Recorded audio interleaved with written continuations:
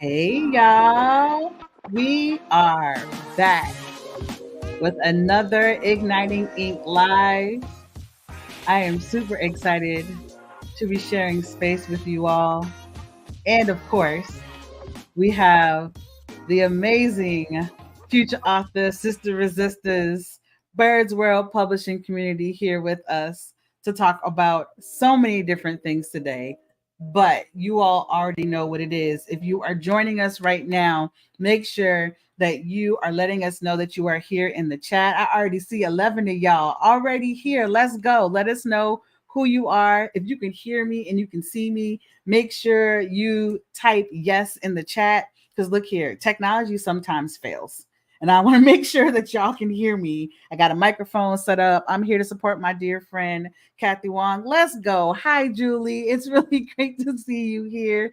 I see we also have Cassie in the building. Definitely let us know where you are coming from. If you all do not know who I am, we are going to get to know each other really, really well. And I'm going to get the opportunity to have everyone here also introduce themselves.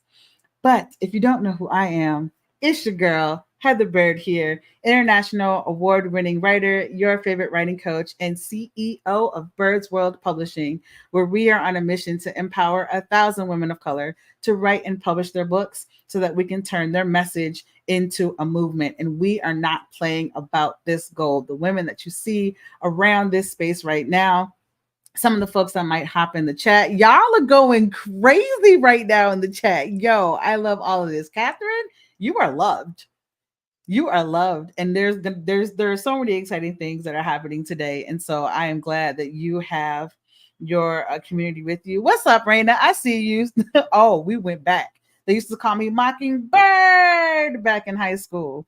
Um, so that is really great. Look, I'm going to step back and I'm going to let y'all get the opportunity to introduce yourselves. Again, if you are joining us, let us know that you are here. Let us know where you are coming from as well, city and state. And as we introduce ourselves, make sure y'all are also answering the questions that we are posing so that we can get to know one another. This is not just a one-way conversation. We want to bring everyone that is joining with us into the conversation. So, for everyone that is in this room, I would love for you to introduce yourself so everyone has a chance to get to know you as well. Y'all are going crazy in this chat. I love all of this. So if we could go around the room and if you could say your name, pronouns if you choose, where your feet are planted. Thank you so much, Joan, for that gift. And then answer the following question. Who were you before you joined our morning writing group? And who are you now?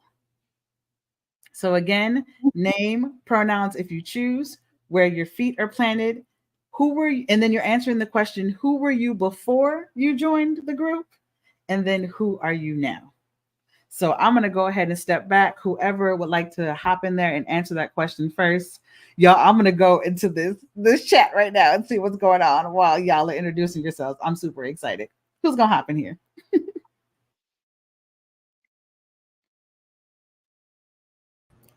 Okay, I'll join. I'm the shy one, so Yeah, um, yeah. Y'all are just gonna adopt this. You're gonna take Cassie's line and just like do this every live that y'all are now I'm, shy. I'm I'm really I'm just shy, so I think I'll Okay. start. All right. My name is Joan, and my pronouns are she, her, hers. My feet are planted in Connecticut. And who was I before I joined? I was a journaler, and I was hiding behind something. I don't know, a veil. And who I am now is I'm showing up.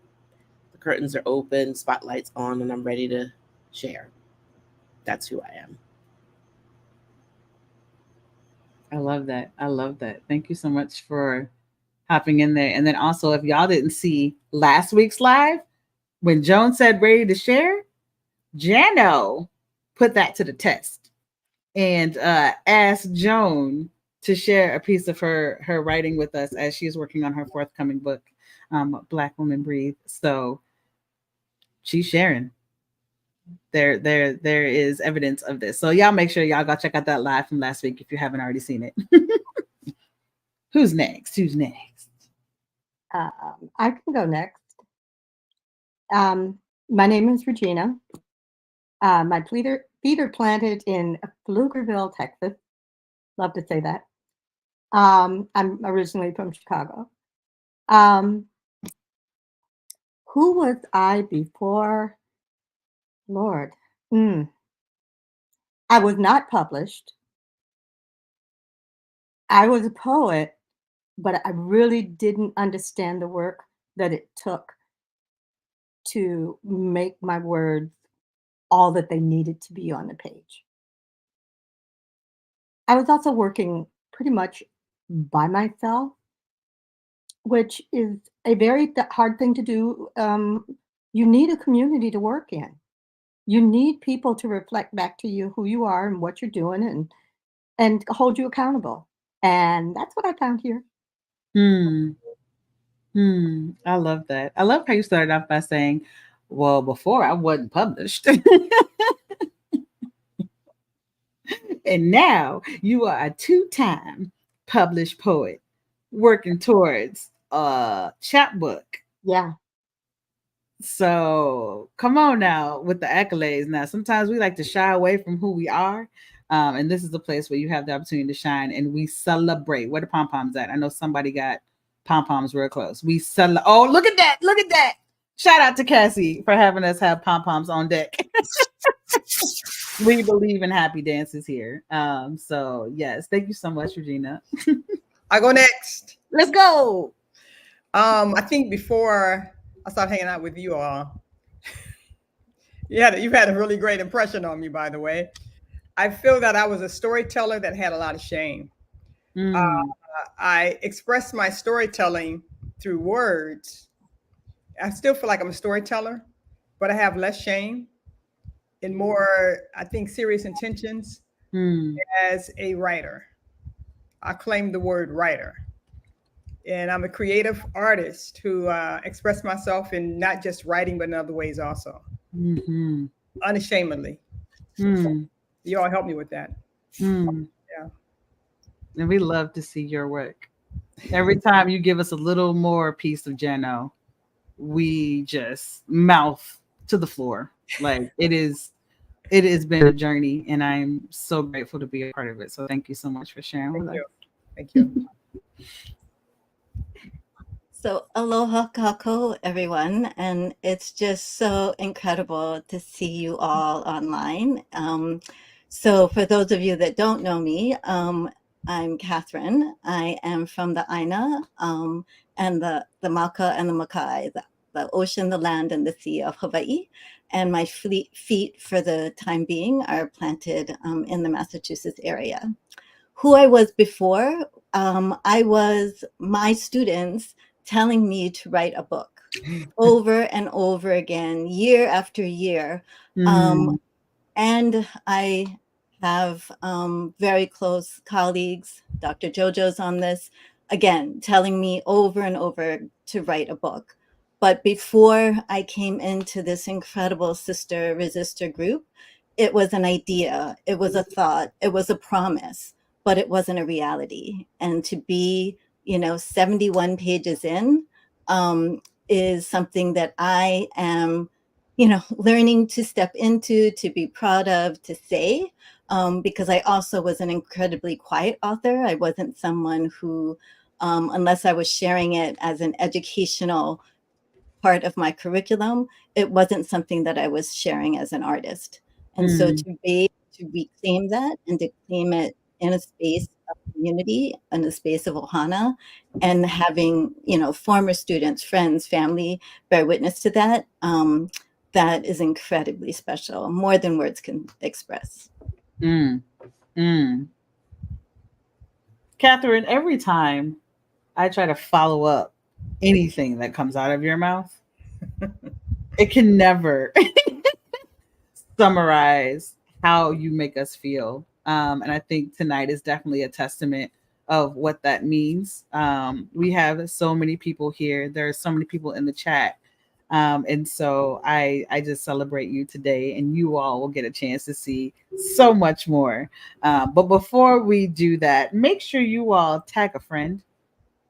There are folks that need to be in this room that are not in this room, whether they have wanted to write a book, and haven't, whether they have written the book but haven't told anyone about it, whether or not they were told that they don't have a story to tell, or if they feel as if their story is missing from the bookshelves, from homes, from hands that it needs to be in. Like our legacy needs to live on past us, our knowledge needs to live on past us. Make sure you are tagging someone who belongs in this room, because as you can see, when we show up for each other, we have a chance to show up for not just ourselves, but everyone that we touch. There is a rippling effect that occurs when we are all together in community. And so today I am extremely excited. Each week, what we've been doing is focusing on a couple of things. One of the things being igniting ink. Y'all, I released this journal. It is a self guided journal with affirmations, prompts, affirmations, prompts, and inspiration for women of color aspiring authors. Y'all are going to make me cry. If y'all, oh my goodness. There is nothing like having someone else hold your work in their hands, and then to open it up and know that people are reading it, to know that people are journaling and really discovering what they need to discover in order to write their book. I told myself I was going to behave today.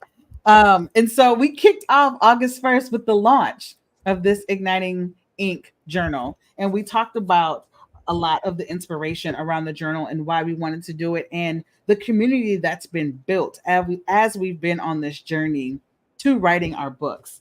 And then what we did is we wanted to focus on each week's topics.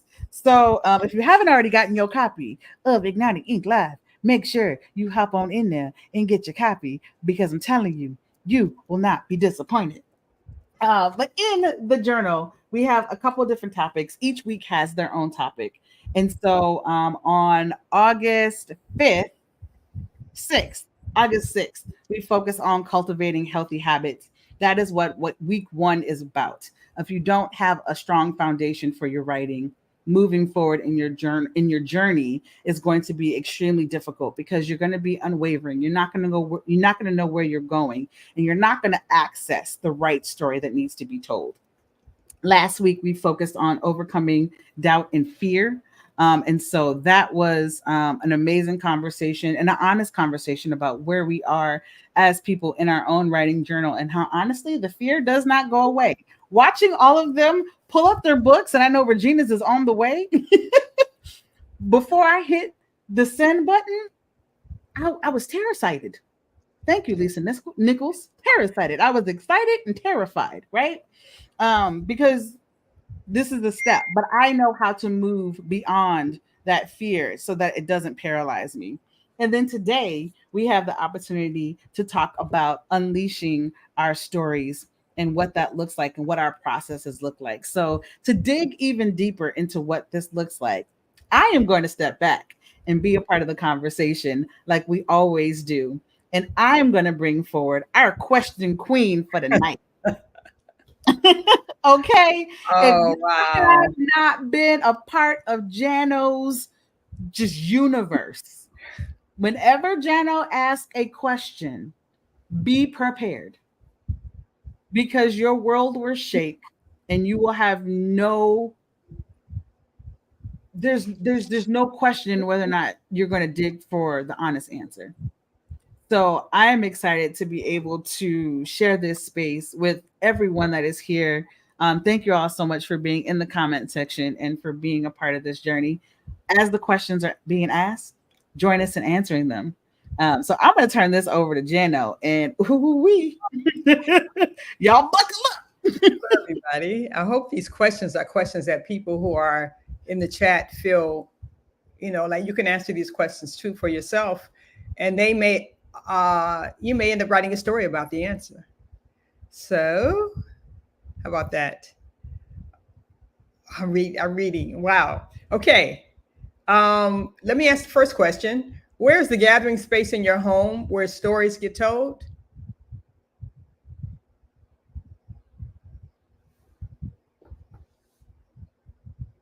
Where do you tell the family stories?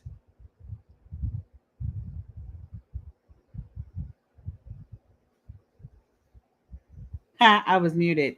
Yeah. When you think we'd learn how to hit the unmute button by now.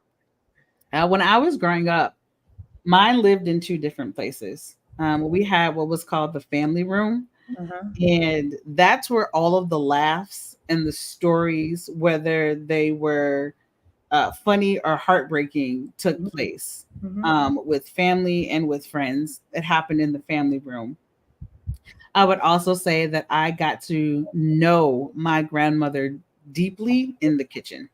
Okay. We used to juice when I was a little kid. So my grandmother had a stroke when I was 8 years old, and she lived until I was 22, being completely paralyzed on the left side.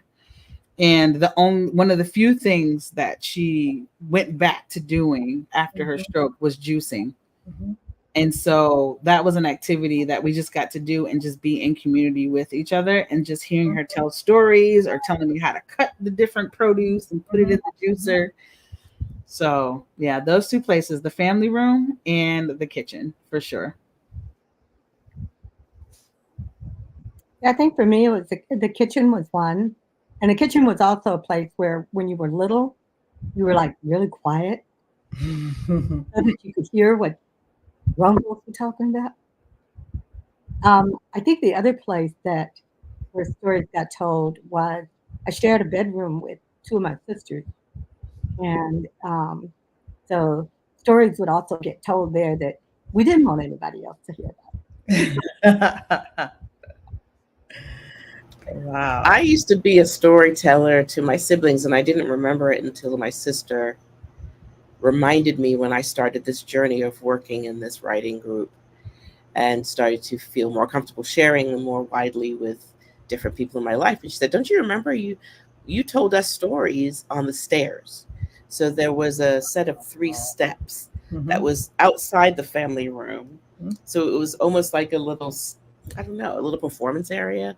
And I Mm-hmm. would tell my siblings stories. I'd make them up as I went, and I regaled in their, their exclamations or their leaning in to see where I would take it.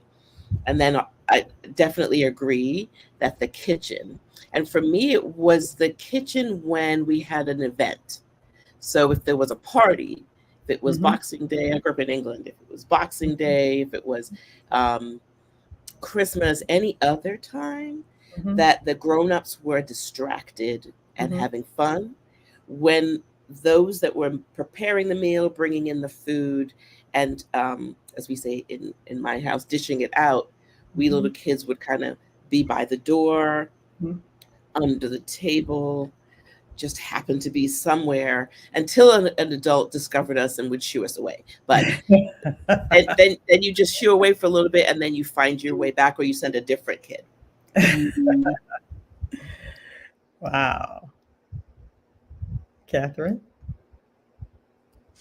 I think, I was reading what Jerry wrote. Is that, yeah, in the summer months and when it was warm in Hawaii, we would, talk story out on the lanai, which is the patio. And we had 2 huge mango trees in our backyard. And so it would offer the shade. So you could stay out there for hours. The other story that comes to mind is that there would always be stories when there were tidal wave alerts and all the families would head for the hills. Yeah. And as a child, it always seemed like the middle of the night, and we're all like having a great time because it's all after our bedtime. But unbeknownst, I'm sure our parents were incredibly worried if they were going to go back and there'd be no house, Mm-hmm. because when you live that close to the ocean. But it was the outside is where the talk story happened. Yeah. Yeah. Wow. I'll go ahead and share that ours was at my aunt's house after dinner, at the dining room table, where they would talk politics or family stuff, and they would send us to the basement to play. Sometimes I was roller skating, sometimes I was riding a bike in a circle, but I still was curious about what they were talking about upstairs. And sometimes it would get real passionate. So, Mm. yeah, after the food was put away, it was those conversations that kids shouldn't be privy to. But in that what you all talked about, I want to ask Heather a question. Heather, what did your grandmother teach you about resilience from her juicing all those years?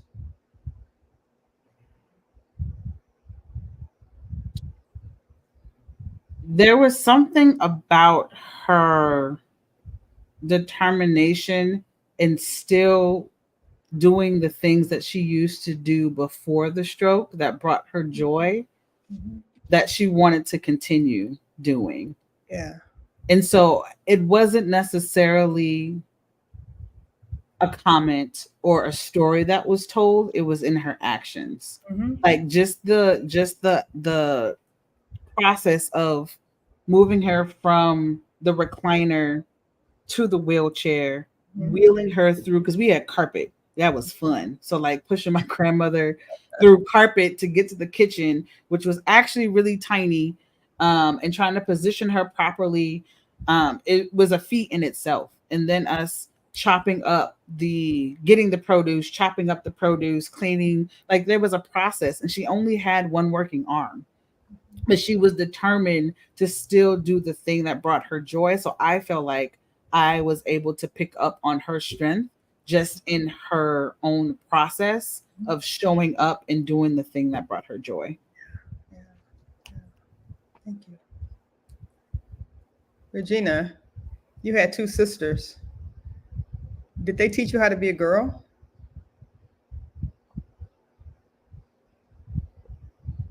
So I have an older sister and I had a younger sister.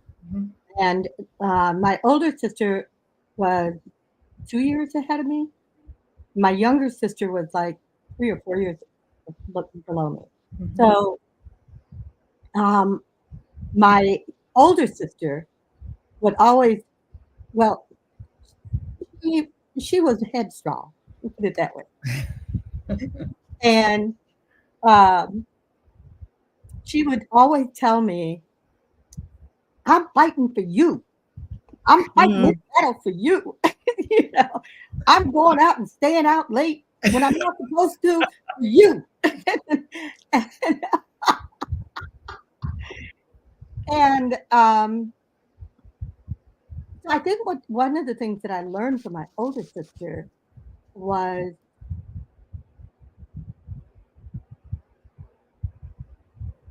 well, there were two things. One was cautionary because she used to get into real trouble with my dad, but the the other was just watching a woman with a backbone, Hmm.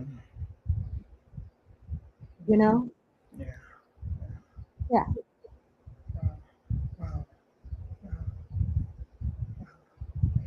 Captain, I wanted to ask you, as a child, when you all had to go to the hills, did you ever feel like the house might not be there yourself? Did you always believe the house would be there when everything blew over?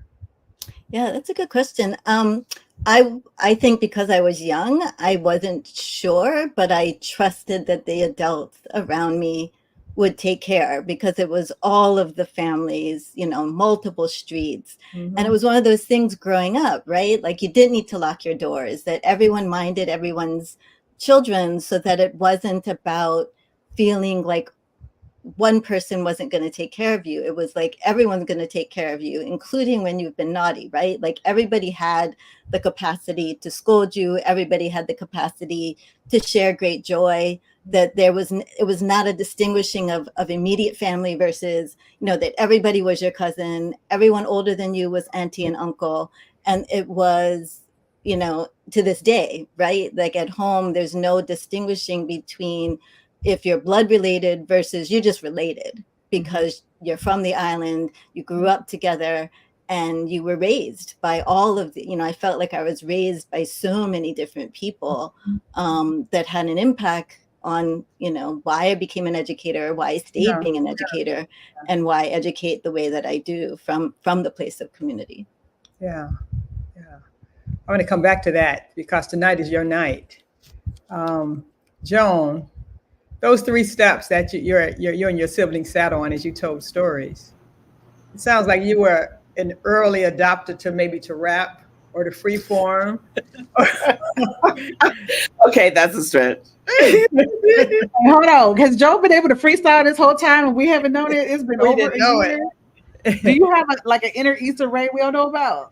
No, no, no, You no, be no, in the no, mirror no, like just get no, no, no, no, no, no, no. No, I think so. What I do, so memory, I've been reading about and thinking about and trying to write about, and I'm loving that Catherine's going to share about memories.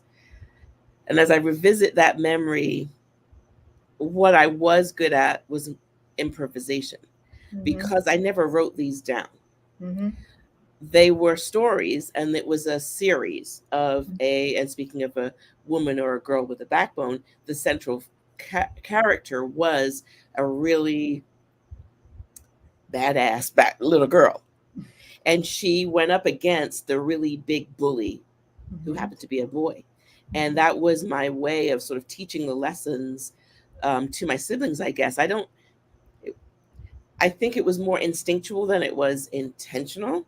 But Mm-hmm. I remember thinking, okay, how am I going to finish this particular plot twist? How am I going to leave them hanging? Because this was really a way to get them to sort of settle before they had to go to bed, because I'm the Yeah. eldest of three. And Yeah. so for me, I didn't become a wordsmith to music. I'm not a rap. I can't even put together any kind of rhymes that are going to make people snap their fingers. But I do believe I need to start leaning more into my storytelling beyond the poetry on the page. And so thanks for that question, because I haven't visited that memory in a while. Well, Mm. who put you in charge of what's right and what's valuable and what's not? Oh, okay. Huh. The older girl child, and I'd love to hear what Mm, Catherine has to say about this, because Mm. the older girl child, it was expected. right. So when you think about the aunties and the uncles, it Mm-hmm. was expected and shared that as the elder girl child, that I was going to be responsible for Mm. the work of socializing the youngins. Mm-hmm. And that meant I had to carry myself in a certain way. There are things I could say and I couldn't say, places I could go and I couldn't go. And while I understood and it was very clear what it was, what I think I gave up was being able to play. Mm. I Mm, gave up being able to take those stories that I was telling, put them to paper, and then be able to see them turn into a book. And I wrote a lot, Mm-hmm. but right. I think that the what superseded that creativity was, you got some stuff you got to do. We need you handling stuff at home Mm-hmm. because we're busy. We're busy adults. We've got to have two jobs. We've got to be able to make it in this new country. So it was clearly outlined by the way they said, you're not taking care of your brother and sister. You're not putting them to bed. You didn't make sure that they didn't break anything. Did you do the dishes? Did you season the chicken? Did you that kind of thing? Do you think your writing can make room for your childhood now? Can you recapture some of that? That's the journey I'm on. It's so funny because the piece I've been working on in this commitment that we're supposed to have, writing coach, to Supposed to have? Hold on, time out. Like actually, ooh, you signed up for Oh, this. that was I know smooth, I Joan. That signed was up real for Oh, smooth. this. she I just know wanted to that was see me this. She wanted being to see my reaction. That's all. That I was did it super on smooth. purpose. Oh, yeah. No, yeah. so the commitment that I have made. All right, make me We grow up. we have made. We have made in really making sure that our work gets out there so that it doesn't stay in our journals, stay in our computers, and stay in our heads, um, is to be able to write down whatever it is we need to write down, but in an intentional way so we can really get closer to our goal. And the younger selves piece I've been working on is definitely that, is really revisiting those youngins and letting them come alive and letting them play. Yeah, It's a yeah, it's a steady process. It's not easy because I'm the adult in me is still tight. yeah, So it's the help of everybody here that's like, play a little bit more. There's like, play more before you start to organize. Right. Play more. yeah. Well, I've kind of stretched that one question, two questions out a lot. So if you all don't mind, I'm going to go on to, you think it's a good time for the author highlight? Ooh, I think so. And I think don't we have a little something something before the author highlight? Are we doing that before or Cath- after? Catherine, your call. I think we can do it before. I think we can do it before. Because I do you Yeah. think have the so. picture? I think so. Well, Okay, I was talking about the memory, what was read this morning. right. I love how they're like dropping heavy hints, and I'm like, this You're is like, something. huh? What? Huh? What? What's everybody doing? Okay. So one of the things that Heather has said to all of us that I didn't anticipate as a writer is to fill yourself. Not only write, but really feed yourself with the words of other writers. And because of this community, when I read things, I think about myself, but I also think about my fellow sister resistors. So this one made me think of Catherine. Um, and it's connected to my work that I'm doing around memory. And so this is from a Oh, great book, Black Liturgies, Cole Arthur shout out. Riley. Just Yeah. and this is from the chapter Memory. Cole is quoting Toni Morrison. So this is Toni Morrison's words, but the quote goes like this: Toni Morrison compared memory to the Mississippi River, which has been redirected and straightened out by humans to make room for houses and carriages, but still floods the places it once was. Floods is the word they use, but in fact, it is not flooding, it is remembering. Remembering where it used to be. All water has a perfect memory and is forever trying to get back to where it was. Writers are like that, remembering where we were, what valley we ran through, what the banks were like, the light that was there, and the route back to our original place. And I Hmm. just, I just love it. It made me think immediately of what Catherine's stories are really moving towards is finding its way, finding her way, and helping us find our way back Hmm. to ourselves. Yeah. Yeah. Absolutely. Absolutely. And we were talking a lot about storytelling and sharing and what does that look like and where do we do that work, right? And so we had the opportunity to access our memories in a way that we didn't even know we were going to access by being together. So last November, we had the opportunity to do a retreat. And a lot of us were in the room for that retreat. Some of us we are working towards building more retreats. And what does that look like? But the beautiful conversations that took place in the kitchen, and this was not planned. We were all in separate bedrooms, and we had a gathering space that allowed us to do the writing and asking of the questions of what we wanted to do with our books. But we found a book in Joan here, right? Regina had an opportunity to get clarity. Catherine listening intently and about to lay down the wisdom. It was coming, right? And the joy that also exists. There's so many memories that exist when we start talking about the kitchen and how we come together and have conversations and discover the stories that need to be told in a book is like no other.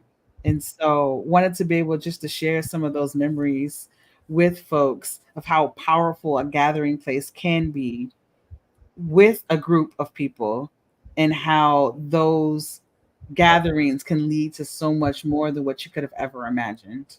Yeah. And particularly because this group started as a purely online group. So that was the first time that we had met in person after almost a year of forming Yeah. this community online. So Yeah. we were able to, dismiss those stereotypes that you can't form a close community online. Because remember, we got there and we had to sort of text all of our significant others to say that, we had arrived because all of us were answering the same questions, right? You're going where? To meet who? Whose car are you getting into? Have you met her before? You just know her online? And, all of us were going, yep, yep, yep. And then we all got to the house and everybody's phone got out right away. We're like, oh, we got to make sure. Yeah. Yeah. But it felt like we knew each other for forever. Correct. Like I feel like this space, because we come together in the morning to do our writing Monday through Friday, and we spend anywhere from 30 minutes to an hour and a half. First of all, y'all got me good. Y'all got me real good. We've stretched things to an hour and a half because the conversation is so good. We don't want to leave because we are fueling ourselves in the morning in a way that allows us to move through our day. And I felt like I knew y'all for years. And at that point, it had been maybe like 10 months, Right. but it felt like forever. Yeah. This group is like, if you've ever been to therapy, it's like 10x. Um, it's almost like we should get our money back from the therapist. You know, um, the, There, the we have fact- our place. We are complimenting each other. Don't hold on. yeah, yeah, but it feels like it feels like a healing place. It is. That's the word. That's the word. Yeah. Absolutely, absolutely. That is the word. Catherine. Jano. Catherine is the person I look for every morning. Mm. And when Oh, she's not here, I'm Oh, like kicking the can. Darn it. I love mm, everybody else too. I do. that's But real. Catherine is helping me to become a better person. Hmm. And she's reminding me, teaching me how to think and how to let go of the conditioning and to honor the gifts I was born with. And I hear about all of her students and people she's touched, and I say, Amen. Catherine, please tell us about your book. So I started working with Heather almost now 2 years, almost 3 years ago. And what I was stuck with was I have so much that I want to tell the world. I have so many stories that storytelling was a center point of my teaching, um, the way I administrate, the way I lead. And bless Heather, she's like, well, you don't have to put it all in one book. And something as simple as that, I think, really helped me focus. And so it's a 3-story memoir, not a whole, long autobiography, because what she said is you just do a memoir series. And so these are the 3 stories that I found myself telling the most when I was teaching, when I was working with the Donovan Ohana that are many of whom are on this call, when I was co-teaching with Dr. Jojo, or when I was doing workshops with Jerry. And so it centers on that, I come from the island of Hawaii, and though I no longer reside there in my person, that my heart will always that will be my home. And so the values that I see the world through, that the lens with which I see the world through are sort of there's, I think, in 3s, right? So it's kuleana, which is that sense of responsibility to the generations that will come after us. And what is the world and the legacy that I want to leave them, that I want us to leave them. And then the second is what we say bipono, which is to do right by right. And so what are the just ways that we need to live in this world? And how do we reach out across the aisle so that difference is not about difference, but it's about solidarity? And at the center of all of this, for me, will always be aloha. And Jerry and I have now done some extensive work about that. So even as you take apart the word, that the word alo means face to face, the word ha means breath. And so being present to each other in the ways that we all sort of need to how do we stand together? How do we, I wrote this piece shortly after I exited higher ed, which is, for me, solidarity is the support when the struggle bus runs out of gas. And that's the kuleana, the responsibility, right? Solidarity is also being stealth when resistance is on the rise, which is exactly where we are right now in our world. That's about being pono.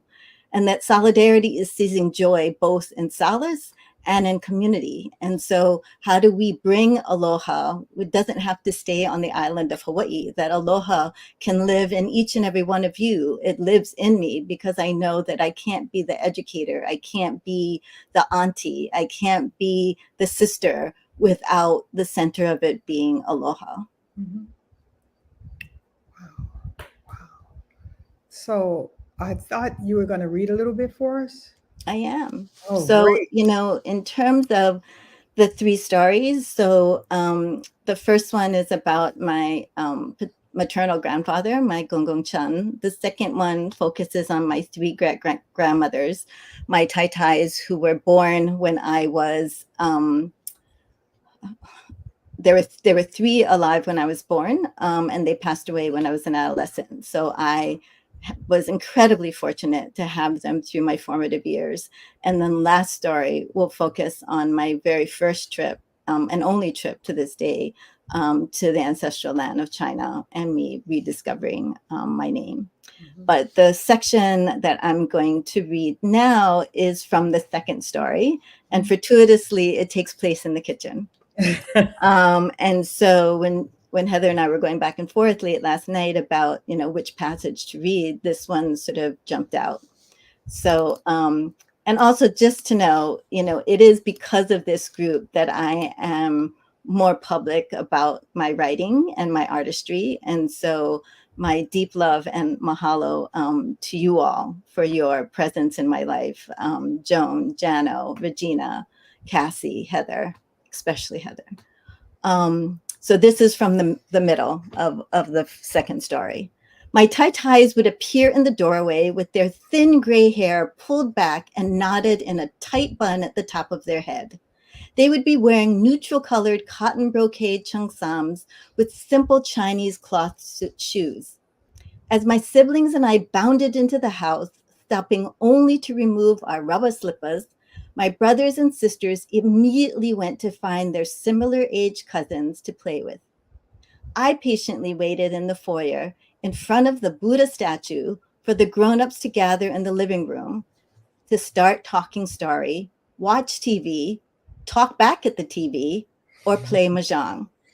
When the coast was clear, I snuck quietly into the kitchen where my Tai Tais were cooking the day's meal. I often felt like I didn't fit in. I was considered too old to play with my young cousins and too young to converse with the grown-ups. Instead, my Tai Tais and I formed our own kitchen cabinet of sorts. Where they cooked, I assisted, ate samples, and talked story with them for what seemed like hours. Though they did not speak much English and I was not fluent in Cantonese, we always found a way to communicate.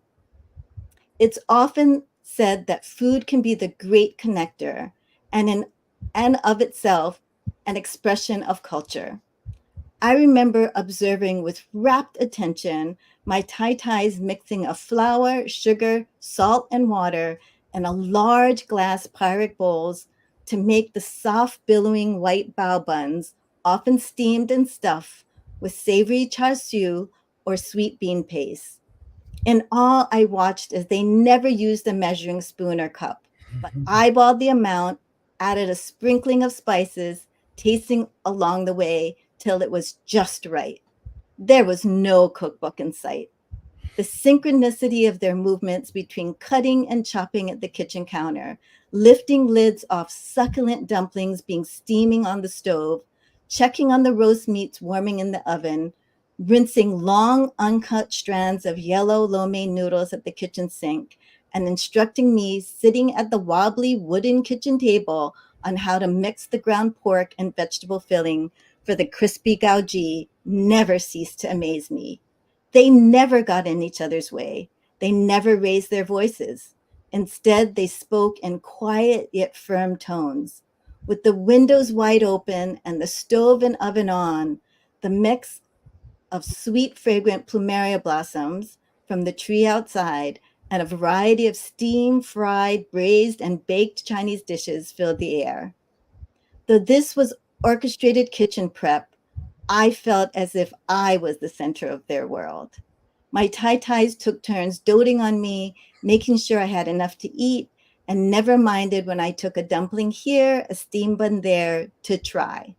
It was no surprise that when it came time for the family to sit down and share a meal, I was already full. I was not only full from all the food that I had tasted all afternoon, but also was full from the vivid talk story The sound of their lyrical voices echoed in my ear long after the meal. Hmm. Yeah. Yeah. Wow. I What did that. what a great You did picture. do that. And you You did did that. do that. You did. Oh, What an amazing Wow. This is the first time you've read publicly in this way.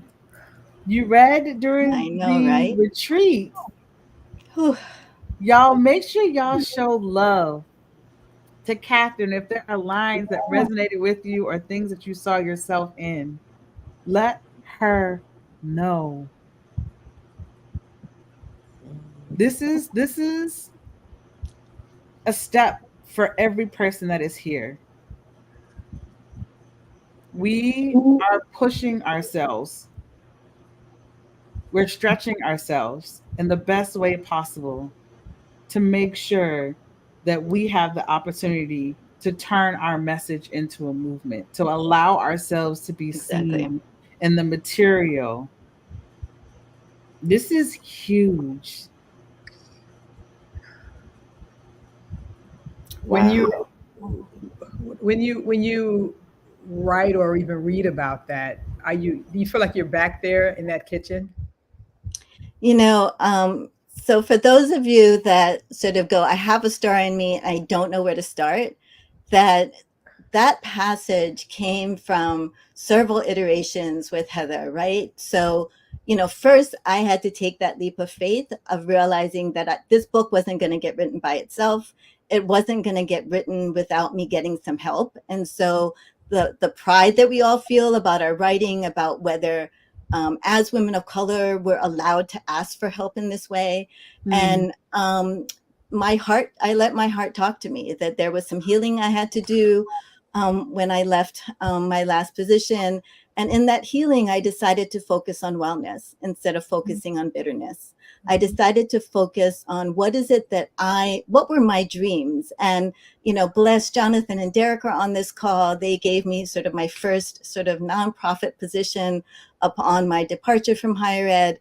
And it was through having that time and that space that they gave me, that I gave myself, that I discovered Heather through actually another mutual friend of ours, Dr. Eddie Moore Jr. And the connections that this world makes for us when we manifest them. And so what Heather realized is that I'm an oral storyteller. So that it wasn't about me writing this first. What it was for her asking me pointed questions. And then she introduced Otter AI.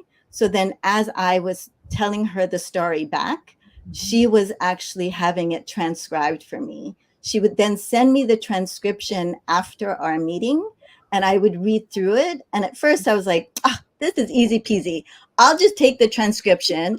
I'll just take out sort of the uhs and the thus, and then I'll just send it back to Heather. So I did that and she looked at me and she went, no, in her very loving and kind and gentle Heather way. But she pushed me, right? And she started telling me to create these writing habits, of which when you're an academic writer, that was so out of what I could not think. I didn't know how to do it. So, but the colonized sort of conditioned part of me just yester. So when she said, I want you to try morning pages, I was like, great idea. And she like planned it all out. Like I was going to be on this couch behind me in my office. I was going to, surround myself by these aubergine painted walls that I purposely painted so I could be in this very uplifting space. And so then, when someone goes, well, did you do it? So I was like, okay, I'm not going to lie. I'm going to say yes, because I did it once. Because she didn't ask me if I'd been doing it repeatedly. She just said, did you do morning pages? And I went, yeah. Well, unbeknownst to me, she's doing that with Regina and with Teresa, who's not on here. And it was Heather that just went, okay, y'all be yesing me too much, but you're not making writing progress. And that's what birthed the first part of this group. Which was a 2-month experiment to get us into writing habits. And that was January 5th of 2023. And we are now in August 13th of 2024. And this sister resistor group is not stopping, won't stop, right? That there's no sorries. sorry, not sorry, right? That this is, has really, so what the passage that I read came out of these master classes, right? It came out of listening to Joan and Regina read their pieces. It's celebrating with them when they got published. It's, again, Heather being this consummate educator, when something doesn't work, she doesn't make you feel like a failure. What she does is, well, let's try this. Well, then let's try that. And to have the teacher, you're to be a teacher and then to have yourself taught is not always easy, because there is ego, because we've been conditioned to think that. And I think this group has really helped me let go, right? Help me really, so that, to be able to go back to that house. That was my grandmother's house, and my Papa and Gongong's house. To go back and to be in those rooms. And I had not been to Hawaii since before the pandemic, right? So I was doing most of this from memory, because it wasn't until March of 23 that we were able to get back home. So it'd been 5 years, which is the longest I've ever been away from home in a long time. And so I was doing this from pure memory. And it felt like each time I wrote, more memory came back, right? Came more of an I remember. And then there becomes more, and again, right, there becomes more conversation, to the point now that, there's 4 or 5 other books, once this one is done, that Heather, Joan, Regina, Jano, you've been part of those conversations, that I have, I eke stuff out, and Heather gives me this look like, that's another book. Just another. Yeah.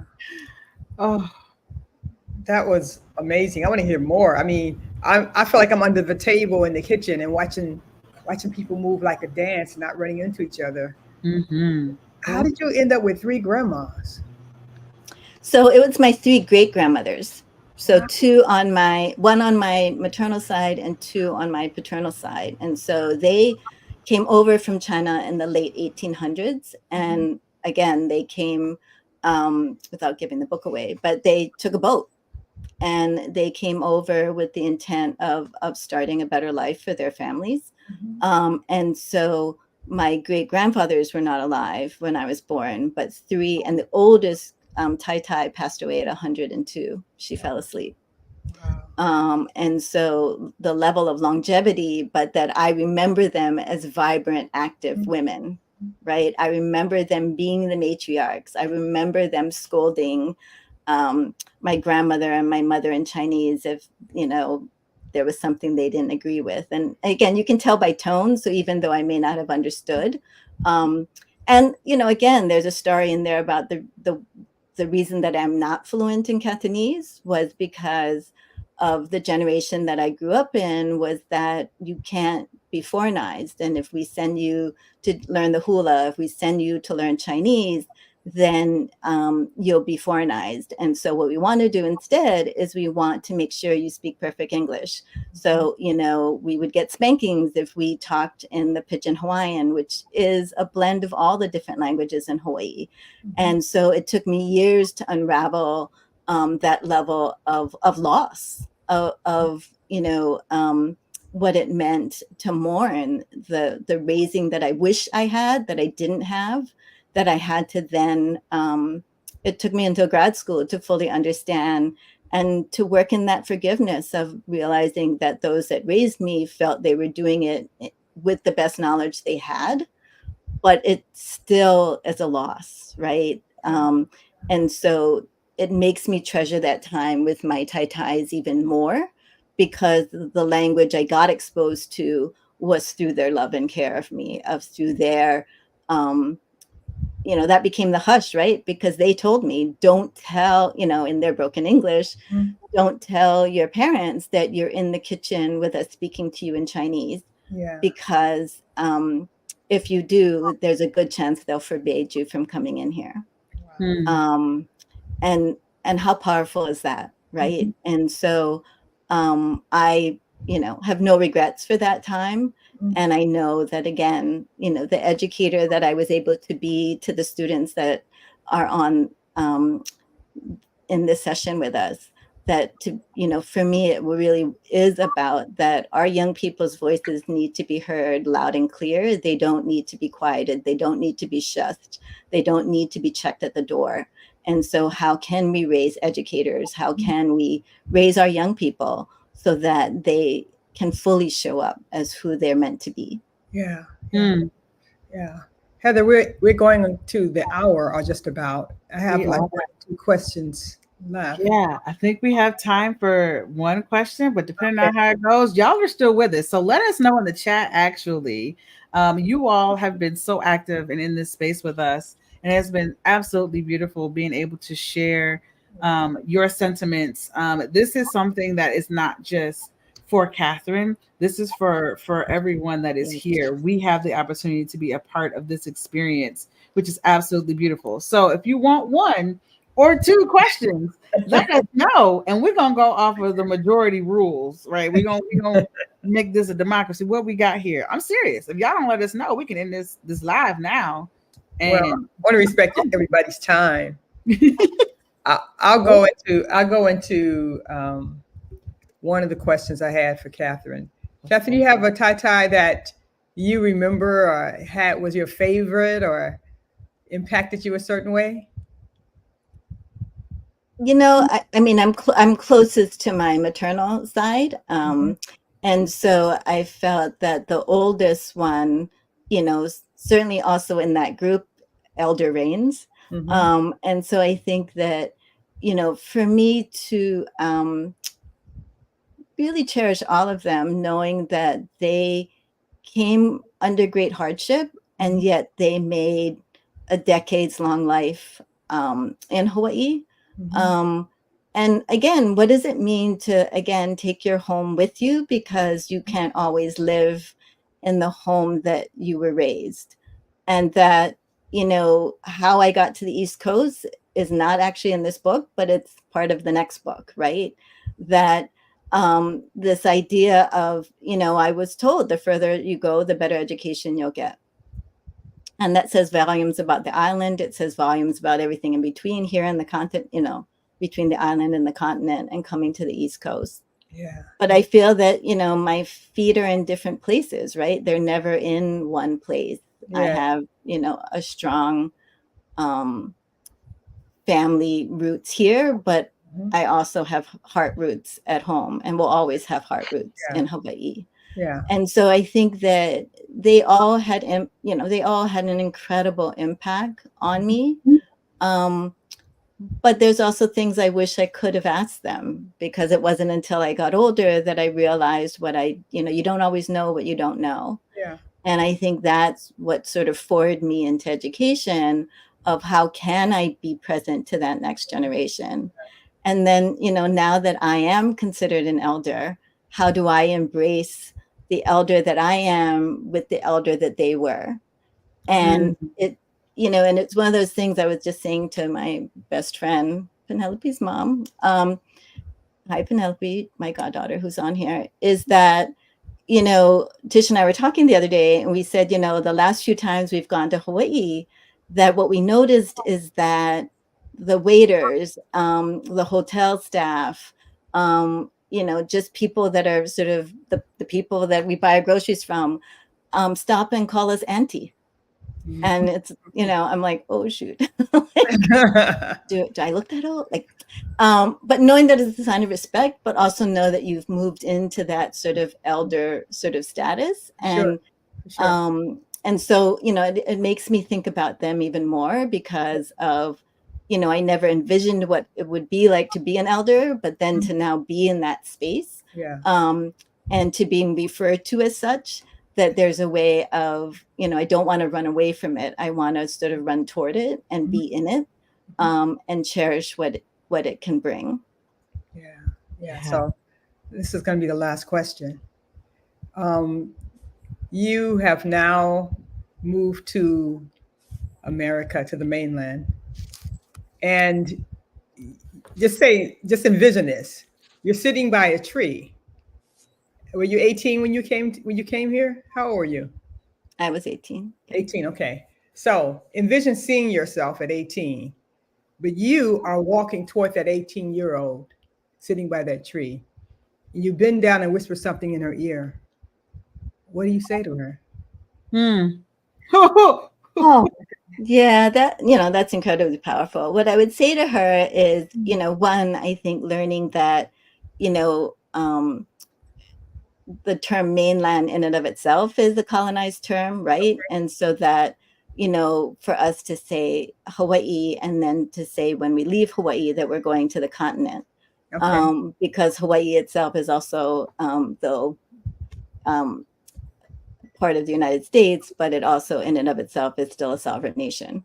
Another book story. But what I would say to her is, there's a Hawaiian proverb that I live by that I would end every one of my Donovan seminars with, and it's "Aohe pakiiki ikahalau ho'oka'i." All knowledge is not taught in the same school. One can learn from many sources. And what that means for me is that we don't need to be schooled Mm-hmm. by forces that condition us in a building, four walls, Mm-hmm. that our education and what it means to be smart is so much bigger and greater than that. And I would tell that 18-year-old that there is a life beyond what you could even dream of in front of you, and to be open and to not, again, to know that risk is a part of the learning process. That I, would say to all my students, particularly my graduate student team, that failure is an expectation with me, because I want you to be able to fail and learn. And I want you to do it because we're going to offer grace. That this is not a hierarchy. This is, islands of centriarchy where we operate as a collective, because I have just as much to learn from young people, versus always feeling like I need to be the sage on the stage. And so I would say to that 18-year-old to be kind to herself, Mm-hmm. to focus on wellness, Mm-hmm. not just health, and to again, be open to what the world has to offer. Wow. Wow. Wow. Right? Right? Y'all understand who is in this room right now? Like the who we have on the screen behind the scenes, who we have in this chat right now. Like this is a ripple. This is just a little bit of the story. And Catherine, I am just I there was a moment where I was like, oh, I'm about to cry. It's about to happen. Y'all about to see it. Viola Davis, it's not crying. It's about to happen. Like, just so proud of the work that you have done before I met you. This is a testament, like to have all these folks on this live with us is a testament to your impact, but to see your growth, to be in this space, for you to read your words, it's a moment. It is a moment in time that I am going to cherish. And so to close us out, and I would love for the folks who are still with us, thank you so much for being on this journey with us. Catherine is doing the work. And I want to make sure that you all have the opportunity to also follow Catherine and be on this journey with her as she is birthing this book. And when it comes time for pre sales and the release, we want these stories to be out in the world. So, Catherine, I know you have a form that you have created. It is the Hush Stories update form. That if I post that link in the chat, does that work? I tried to post it, and it said this comment has failed to post. So I don't know Okay. why We I gonna could. see. You're not gonna win this. So I'm gonna post it. Oh no, yep, you got it. Okay. I don't know Cool. why I couldn't. That's okay. I love We're what gonna make Nicole sure. just said. She said, Catherine gave me permission to fall on my face. I learned I have power in getting up. Mm. I Wow. Love you, love oh, all Nicole. of this. I love all of this. So Yeah. before we hop off, y'all, one, make sure you sign up so that you can get updates on the upcoming book from Catherine Hush Stories. You all just got a small snippet of what this book is going to be, and it's going to be really exciting to see what all comes from this. But before we leave, I want to go around the room, and if we can just give send Catherine off with some words of gratitude for just either being here today and witnessing the story, or just anything that you've learned from Catherine, I want y'all to drop some words of gratitude in the chat, and then we can go around the room and do that, and that can close us out for today. Um, who wants to kick? Who wants to kick things off? I'll I'm ready. start. Let's go, Jano. Um, I was just trying to get to why I looked forward to Catherine so much. It's Hmm. because she helped me to redirect my rage into self empowerment. Hmm. Hmm.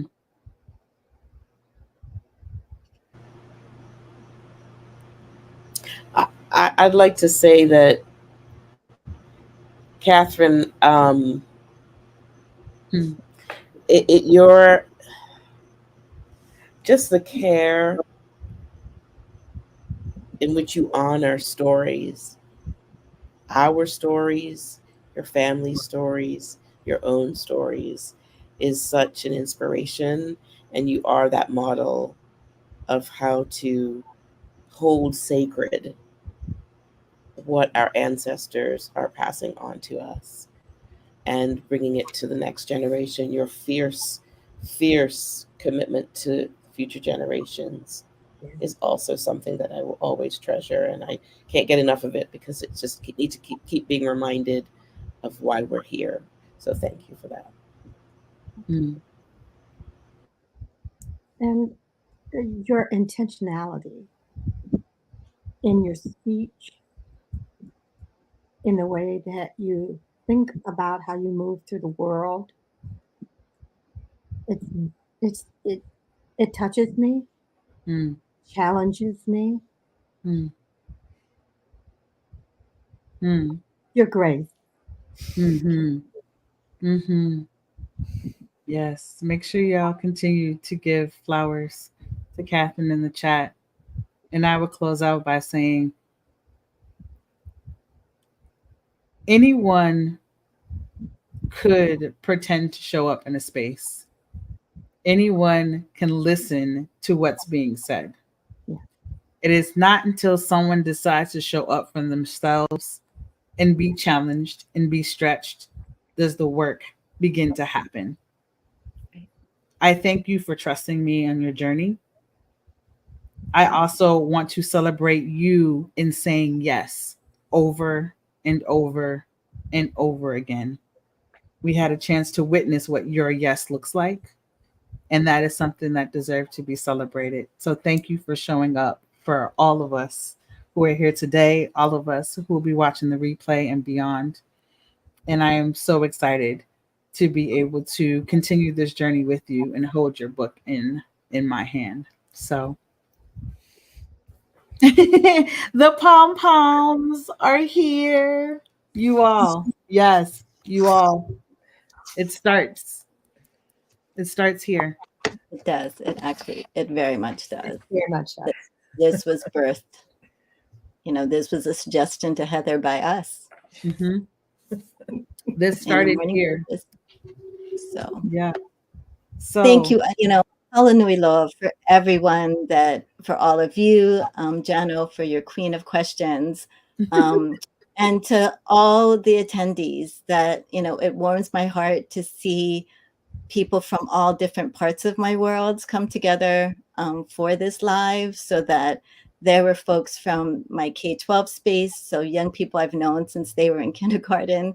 There were graduate students on here. There was family, godchild. Um, you all have made me a better educator, continue to make me a better educator. I am far from retiring, that the world is on fire and we all need to be present to this work. And so I am indebted and grateful to each and every one of you. yes, yes, yes. Wow. This has been an absolutely, absolutely amazing session. Thank you all for being here. Catherine, thank you so much for your words and your wisdom. John, thank you so much for your stories that are being shared and your vulnerability. Regina, your presence has always brought out the best in all of us. Yeah. And your words, in your space, and your courage to do the work that you are doing is always an inspiration. and to the question queen, Yes. Jan No. Thank Yeah. you so much for allowing us to be in a space where we have the opportunity to ponder, to be vulnerable, to access even more stories that are going to go into more books. You all are such a beautiful group, and I thank you all so much for being here. I thank everyone who is here with us today. Next week, we are going to be covering Embracing Your Unique Voice and Vision, week 4 of the Igniting Ink journey. So be on the lookout for that. If you are watching the replay, make sure you let us know that you are here on the replay by typing hashtag replay. We do go back. We do interact with you all. This conversation isn't ending here. And so thank you all so much for being here. And until next time, y'all already know what it is. Make sure y'all keep reading, keep writing, and as always, keep flying, y'all. Fine. Bye, everyone. Hi, everyone. Have a good Bye, evening. everyone. Aloha. Bye. Ahui